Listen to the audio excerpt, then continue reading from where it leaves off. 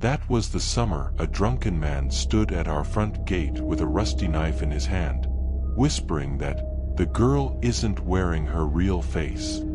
The summer when one child vanished, another survived only by hiding under a bed, and grown men ran out of the woods claiming something was out there. Too tall to be human, too fast to be an animal. And when everyone thought the nightmare was finally over, a black butterfly began landing on a grieving father's porch every night, as if trying to speak, or reclaim something the darkness had taken. Because the truth is, not every spirit brought home wants to stay, and not every shadow that walks out of the woods is willing to return. If you're brave enough, follow me back to that summer, to the moment a man swore he saw something wearing a child's skin, and an entire small town learned to live with a presence none of us could name. The summer of 2016 hung over Harmony Ridge like a thick, shimmering veil, humid, sleepy, and a little too quiet for a small southern town tucked between pine woods and forgotten backroads. I had just finished second grade, still young enough to chase fireflies barefoot, but old enough to sense when something in the air wasn't right. Emily lived just 2 houses down the dirt lane, a sweet girl with hazel eyes and a voice so soft it felt like the breeze along the creek. She always waved at neighbors, always, "Yes ma'am, no sir," raised in that warm southern hospitality that everybody in Harmony Ridge took pride in. We spent most days building fairy houses out of sticks, imagining shapes in cloud banks, or riding our bikes along the dusty road that looped around the mobile home park. But there was one place we never rode past too slowly: Uncle Tom's trailer. Even in daylight, the mobile home looked like it was sinking into the earth, swallowed by weeds and silence. Tom, Emily's uncle, lived there alone after his wife left him. Folks said she packed her bags in the middle of the night, tired of finding whiskey bottles hidden in boots, under car seats, behind the toilet tank. Years of alcohol had carved Tom into something hollow, a man whose eyes never pointed in the same direction for too long. Sometimes, late in the evening, we'd hear him shouting at no one, or at something. By early summer, his condition had worsened. People whispered about him in grocery aisles, at church steps, at the bait shop by the lake. They said he talked to shadows, said he saw movement where the rest of us saw only heat waves rising from the road. Some nights, standing shirtless in the middle of the dirt lane, he yelled about creatures and faces behind the trees. And Harmony Ridge being the kind of town where everybody minds their own business, as long as blood ain't spilled, folks just quietly shut their windows and told kids to stay away. But it was hard to stay away from something that felt like it was watching us first. One afternoon, he hacked apart a neighbor's banana bush with a dull machete, shouting that a demon sat inside it. The sheriff came out, had a long talk with him, then drove away shaking his head. Everyone learned the same lesson. When Uncle Tom was drunk, you didn't reason with him. You didn't approach him. You didn't even look him in the eye. Still, Emily loved her uncle. She told me he wasn't always that way. That when she was little he used to bring her chocolate bars from the gas station. That he once fixed her bike. That he used to laugh, a loud, belly-deep laugh that made the whole porch shake. But by 2016, that man was gone. Only the shell remained. And that summer, whatever lived inside that shell finally broke loose. The sun was setting over Harmony Ridge, staining the sky with the color of old copper, when everything began to unravel. We didn't know then that something dark had been gathering for weeks, something that hovered at the edges of Tom's mind, filling the cracks left by alcohol and loneliness. Something he spoke to when he thought no one was listening. But we would know soon enough. Because darkness doesn't always come from the woods. Sometimes it walks on 2 feet, and sometimes it carries a knife. The heat that afternoon felt unnatural, even for a southern summer. It clung to the skin, heavy and breathless, the kind that made cicadas scream louder than usual. I remember sitting on the living room floor, sorting through crayons, when my mother froze by the window. "Don't move," she whispered. I looked up. There, right at our front gate, stood Uncle Tom. His face was flushed the color of raw meat, slick with sweat. His shirt was half-buttoned, stained with something dark, maybe dirt, maybe old whiskey. And in his right hand, dangling loosely but dangerously, was a rusty hunting knife with the tip chipped off. He wasn't looking at us. He wasn't looking at anything. His eyes were unfocused, drifting from left to right as if he were tracking something only he could see. Then he began to mutter, low, ragged, words that didn't fit together. "They're here, standing behind you. The eyes, the eyes." Mother stepped outside slowly, holding the screen door with one shaking hand. "Tom," she said gently, "you need to head on home now. You're scaring the kids." For a moment he just stood there, swaying. Then he smiled. But it wasn't a human smile. It was too slow, too wide, like something was stretching his face from inside. His knuckles whitened around the knife. Mother stiffened, ready to grab me and run. But suddenly, abruptly, as if listening to an order from the empty air, Tom stepped backward off our property. His eyes rolled toward the road that led to Emily's house. And without another word, he walked away, stumbling, dragging his boots, muttering again. The last phrase we heard made my mother's blood run cold. "She's not a child. She's wearing her face. She's wearing her face." I didn't know what that meant. Not then. Mother locked the doors, bolted the windows. She stood in the kitchen breathing hard, phone in her hand, debating whether to call the sheriff or Emily's parents first. But she didn't get the chance.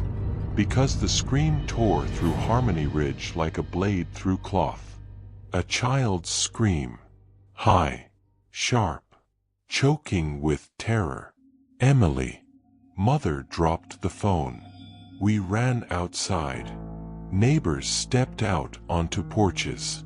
Dogs howled behind fences. And over all of it, carried by the thick, boiling air, came a man's voice. "Get back! Get back! You ain't her! You ain't Emily!" Then another scream. Then silence. A horrible, unnatural silence that made the world tilt sideways. We sprinted toward the noise. Down the dirt road. Past the mailbox with the crooked red flag. Past the rusted Ford truck that never moved. Emily's yard looked normal for half a second, until I saw the ice cream wrapper on the ground. And next to it, blood. Mother pushed me behind her, shouting for help. 2 neighbors grabbed shovels. Someone ran for the sheriff.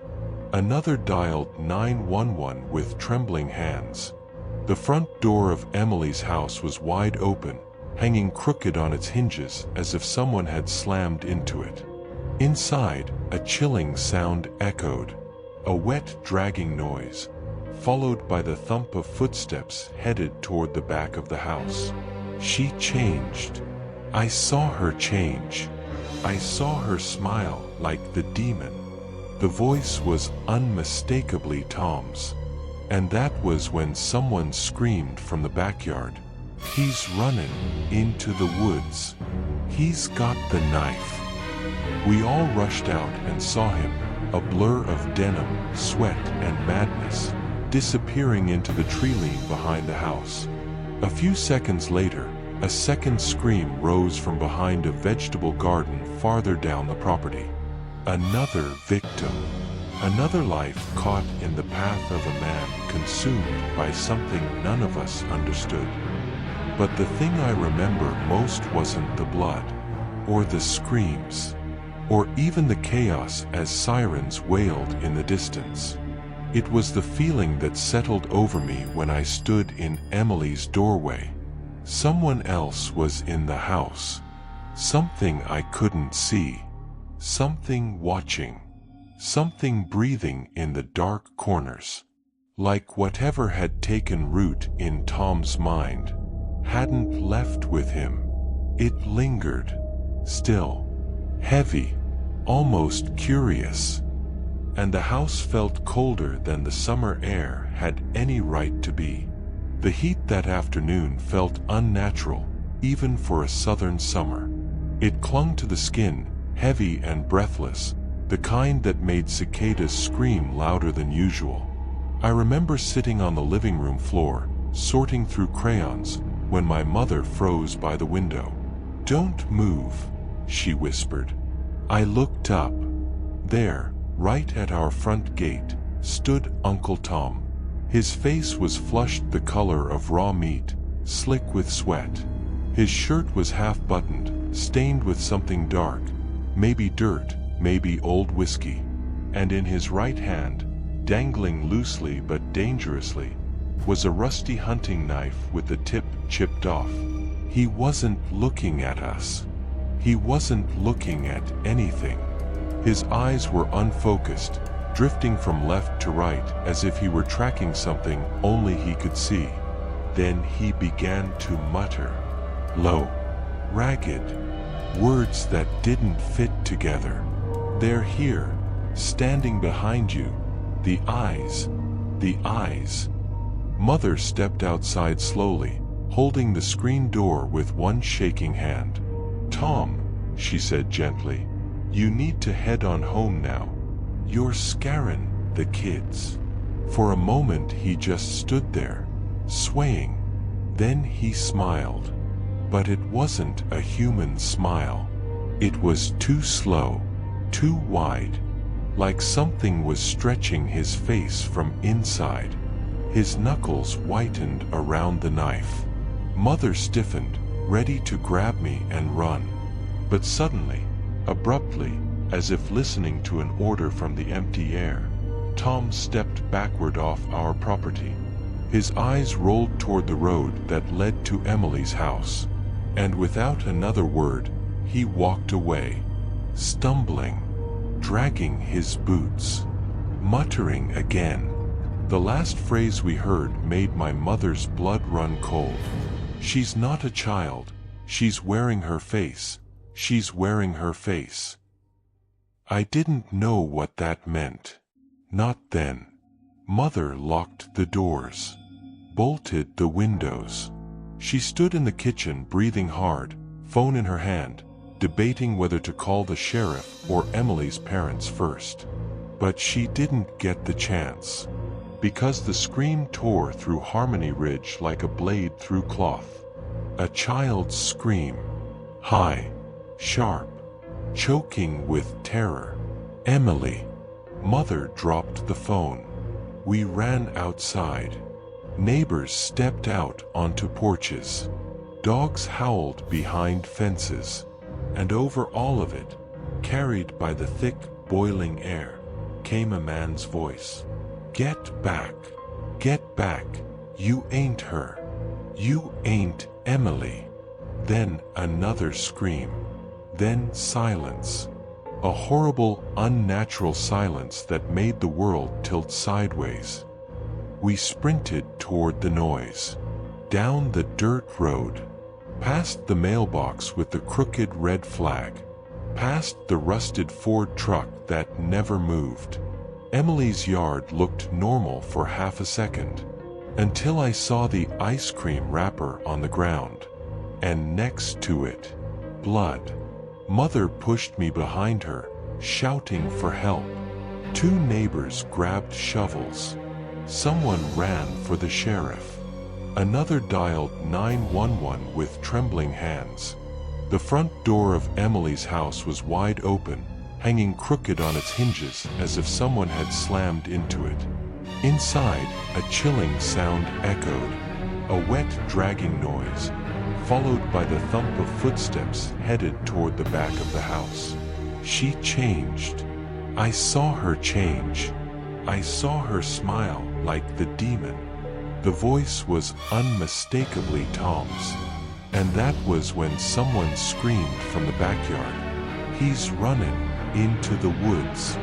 He's got the knife."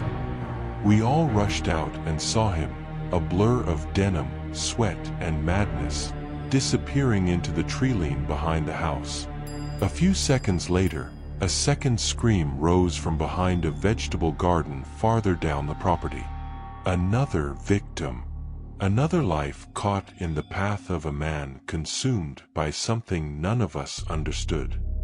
But the thing I remember most wasn't the blood, or the screams, or even the chaos as sirens wailed in the distance. It was the feeling that settled over me when I stood in Emily's doorway. Someone else was in the house.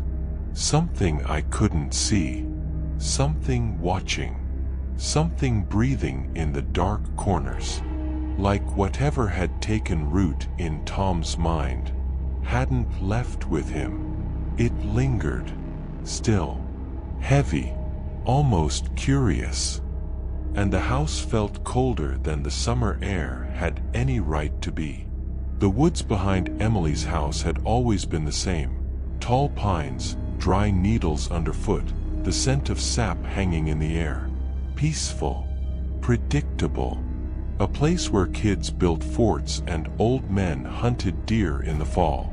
But that evening, the woods changed. They were too dark for a summer afternoon, too quiet, as if something had climbed into the branches and told every bird, every cricket, every living thing to shut up. By the time the sheriff's patrol truck turned the corner, half the neighborhood was already gathered outside. Lights flashed red and blue across the trees, but the woods swallowed the colors like ink swallowing water. Sheriff Coleman stepped out, big man, slow and steady, someone you normally trusted to keep the world from falling apart. But even he hesitated when he saw the knife trail leading into the tree line. Mother told him everything in a rush. Tom standing at our gate, the muttering, Emily handing him an ice cream, the attack, Madison hidden under the bed. Sheriff Coleman didn't say a word until she finished. Then he took a deep breath and muttered, "Damn it, Tom." He motioned for 2 deputies. Flashlights, rifles, spread wide but stay in sight of each other. The minute you hear something you don't like, you yell. The men nodded. Then they stepped into the woods. Even from the yard, we could hear their boots cracking through twigs. 3 steady sets of footsteps, then 2, then 1, then silence. Absolute silence. A silence so complete it felt like the world had been erased. Mother held my shoulders. I could feel her nails through my shirt. Someone whispered a prayer. Someone else vomited into the grass. A baby cried, then was abruptly carried inside. Then, far off, deeper in the pines, a voice echoed. A man's voice, thick, slurred, but unmistakable. "You followin' me? You followin' me in here?" Sheriff Coleman lifted his rifle. "Tom, you stop right there. I'm warning you." But Tom wasn't talking to the sheriff. No, he was talking to someone much closer. The shadows. "Don't look at me like that. Don't you look at me with her face." His scream tore through the trees. Then came a sound that froze every vein in my body. A laugh. Not loud. Not human.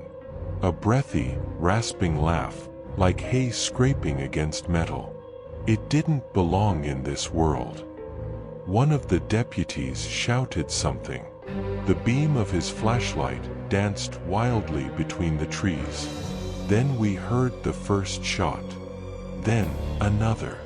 But they weren't firing at something. They were firing away from it. Retreating. Moments later, the deputies stumbled out of the woods, white as chalk, breathless.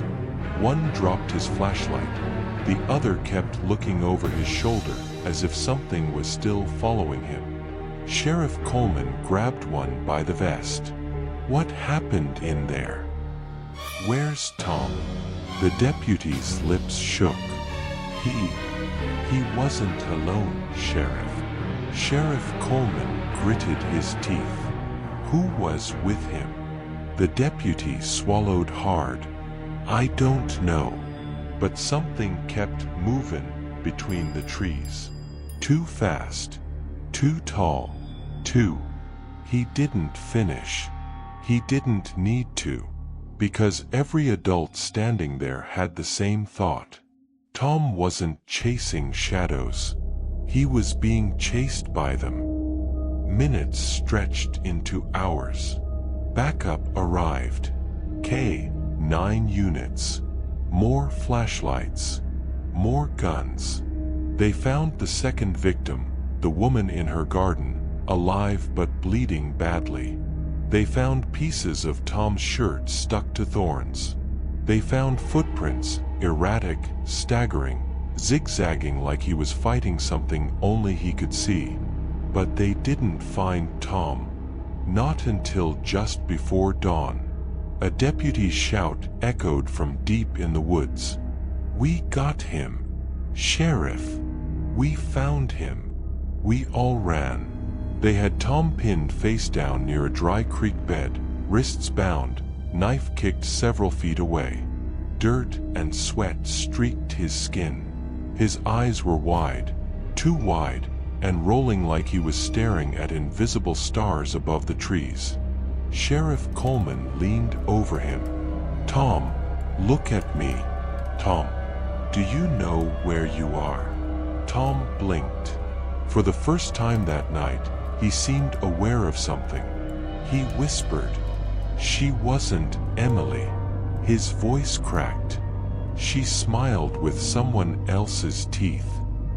Then he screamed. A raw, animal scream that cut through the clearing and rattled the branches above us.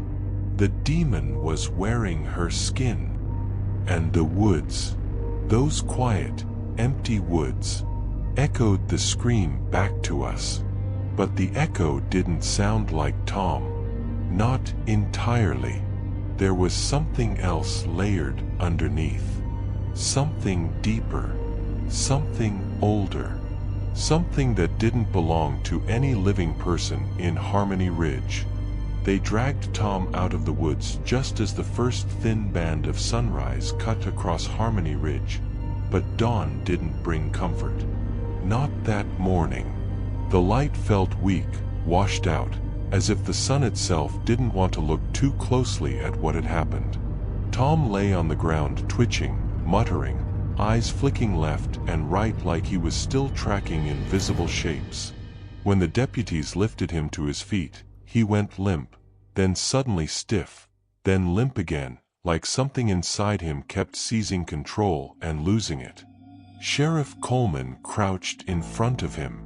Tom, listen to me. You attacked Emily. You hurt Mrs. Carter. You ran from the law. Do you understand what you've done? For a moment, Tom didn't answer. Then, very slowly, very quietly, he began to smile. Not the warm, lopsided smile Emily used to mention. No. This smile belonged to the woods, to something that didn't understand human emotion at all. His voice came out cracked. I didn't hurt Emily. The sheriff's jaw tightened. "Son, we have witnesses. She wasn't Emily." His voice rose, trembled, then snapped like a breaking branch. "They replaced her. The shadows replaced her. They put something else in her eyes." He started thrashing violently. It took 3 men to hold him down. His screams warped, higher, wetter, until they barely sounded human. They were behind her. They were inside her. Then he choked. Then he collapsed. And just like that, he went quiet, almost peaceful. But his eyes stayed open. And they were not looking at the sheriff.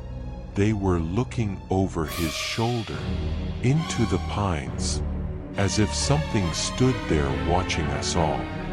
The ambulance came, then the questions, then the horror of identifying Emily's small body. The town didn't sleep that night, or the next, or the next.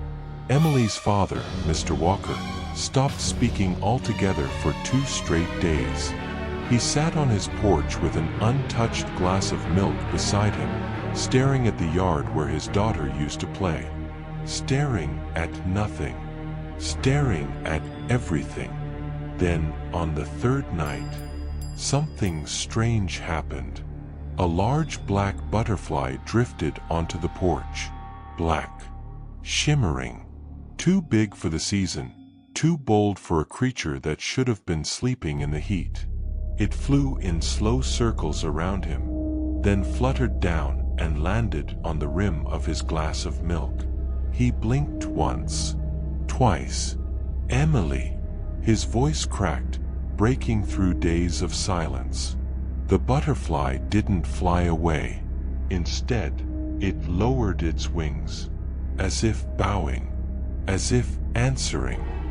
After that, the butterfly appeared every night. Sometimes on the porch railing, sometimes on the rocking chair, sometimes perched quietly on the milk glass he left out for his daughter, as if drinking from it. Neighbors said it was just grief, just a sign he needed rest, just a coincidence. But Mr. Walker knew better.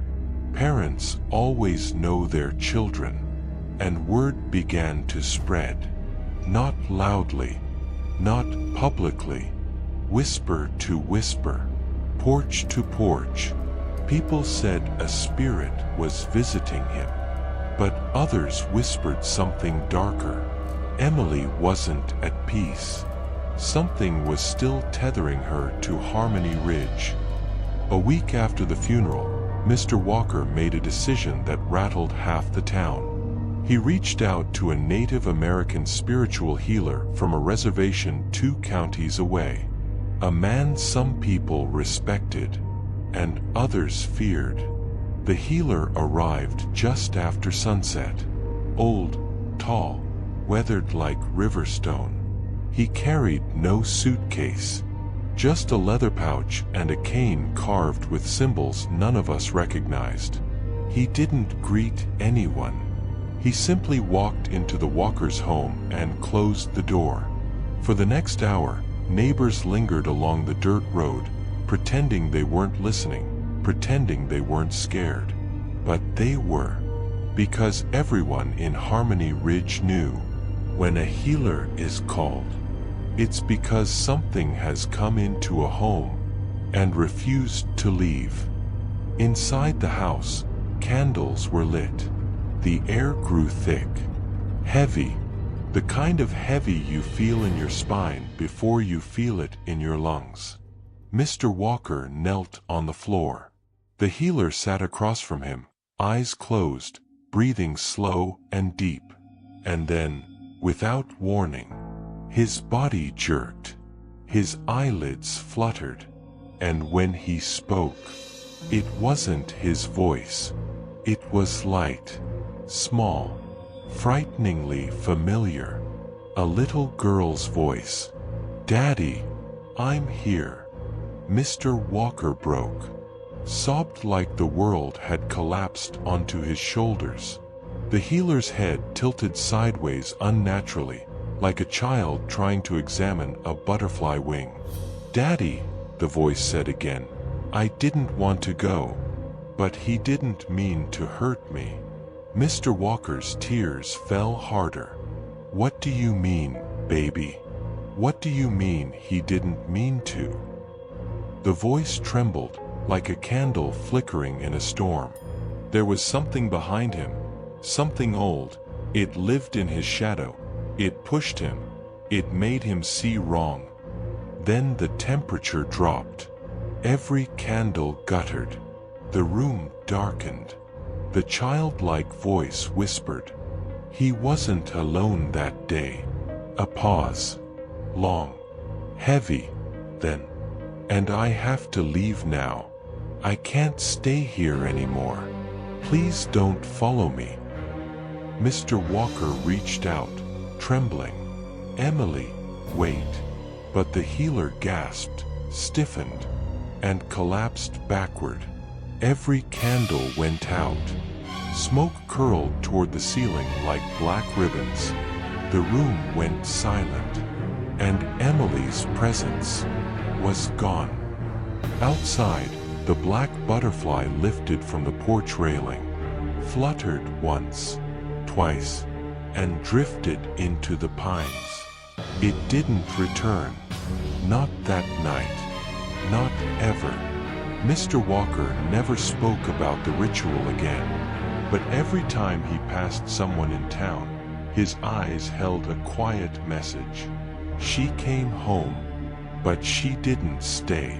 After the healer collapsed and the candles went out, Harmony Ridge felt different. Not safer, not healed, just quieter. The kind of quiet that follows a storm but doesn't promise another one won't come. The Walkers kept their porch light on for weeks afterward. Not for Emily, but for the memory of the little girl who had once run barefoot through the yard, laughing like the summers would never end. People brought casseroles, offered prayers, avoided mentioning the woods behind the house. But no one, not a single person, walked near Uncle Tom's old mobile home again. Not after what happened. Not after what had been heard in the woods. Not after what the healer said. Tom himself was never the same. They kept him sedated for days. Sometimes he woke screaming. Sometimes he pleaded with a voice so small it didn't sound like the drunken man anyone knew. But one moment, one terrifying moment, stayed with everyone who worked at the county jail. A nurse was checking his vitals, shining a light into his pupils. When the beam hit his eyes, Tom whispered, "Stop. It can see through the light." The nurse froze. "Who can, Tom?" Tom's jaw trembled. "The thing that walks behind me." His pulse spiked. He thrashed against the straps. And then, in a voice that sounded layered, as if two people were speaking at once, he whispered, "It followed me out of the woods." When the court date came, Tom looked nothing like the man who used to fix Emily's bike. He had lost weight. His eyes were sunken. His hands shook constantly, as if something inside him still clung to his bones. The courtroom smelled faintly of pine resin. Some swore the scent drifted in from nowhere. Tom didn't deny the attacks. He didn't cry. He didn't even speak until the judge asked him directly, "Mr. Thomas Walker, do you understand the charges brought against you?" For nearly a minute, he said nothing. Then, he leaned toward the microphone and whispered, "Tell the girl with the black wings I'm sorry." No one in the courtroom breathed. No one knew what he meant. But Mr. Walker did. He covered his face with both hands and sobbed into them. The judge sentenced Tom to over 10 years. Psych evaluations reduced it to 6 in a psychiatric prison hospital. Not because he was innocent, but because no sane man could have done what he did. And no sane man would speak the way Tom spoke in the hearing. Sometimes, late at night, the guards heard him talking to the corner of his cell. Not yelling, not crying, just talking, like someone was sitting there, listening. Harmony Ridge tried to move on, shut their doors earlier, kept porch lights burning long after midnight. Neighbors whispered on front steps. The healer said something pushed him. What kind of something? Maybe it left with Emily. Or maybe it didn't. Madison refused to enter the woods ever again. Even in daylight. Even years later.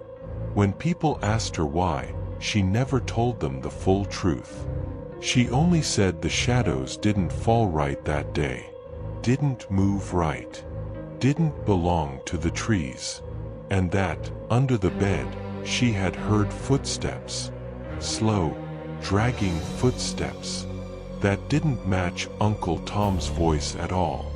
Footsteps that stopped outside Emily's door. And stayed there, long after Tom had run outside. But the one thing no one ever forgot, the one thing people still talk about when the night gets too still, was the last sighting of the black butterfly. It happened 3 days after the ritual.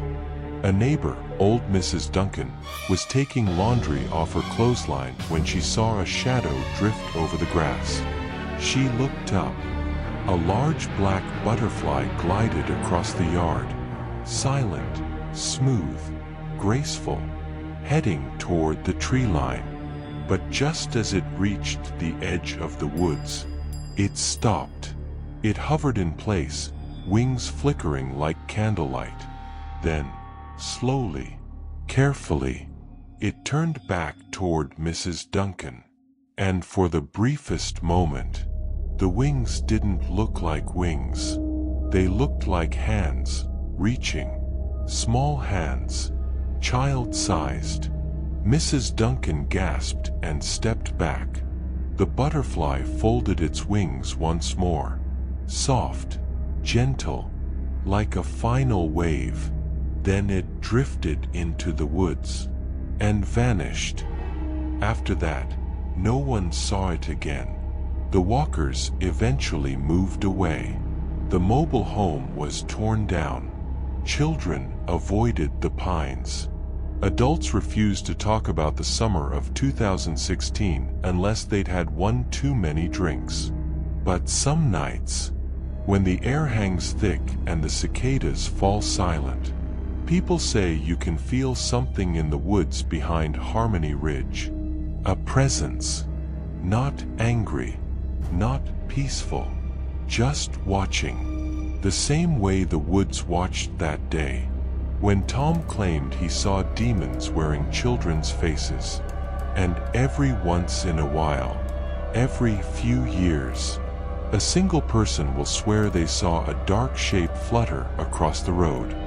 Not a bird, not a bat, a butterfly, a black one, moving too slowly, too deliberately, too close to the ground, as if searching for something, or someone, or simply reminding Harmony Ridge that some tragedies never truly leave. They just change their shape.